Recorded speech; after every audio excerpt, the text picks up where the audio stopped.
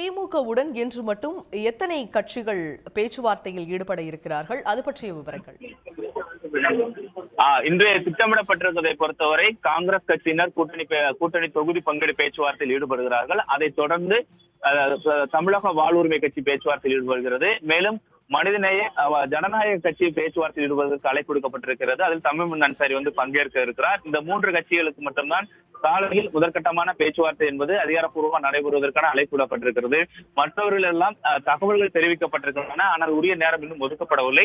இதைத் தொடர்ந்து இன்னும் கூட்டணியில் முதற்கட்ட பேச்சுவார்த்தை ஈடுபட வேண்டிய கட்சிகளாக இருப்பதாக நாம் பார்க்க வேண்டும் என்றால் மக்கள் நீதி மையத்துடன் பேச்சுவார்த்தை நடத்த வேண்டியது இருக்கிறது. அதே போன்று விடுதலை சிறுத்தைகள் கட்சியுடன் பேச்சுவார்த்தை நடத்த வேண்டியிருக்கிறது. தேமுதிகவை பொறுத்தவரை இந்த 3 கட்சிகளுடனாக முதல்கட்ட பேச்சுவார்த்தை நடைபெற இருக்கிறது.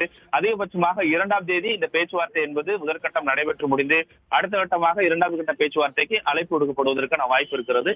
இந்த நிலையில் இன்றைய பொறுத்தவரை காங்கிரஸ், தமிழக வாழ்வுரிமை கட்சி, மனிதநேய ஜனநாயக கட்சி ஆகிய 3 கட்சிகள் கூட்டணி தொகுதி பங்கீடு பேச்சுவார்த்தையில் பங்கேற்க இருக்கின்றன.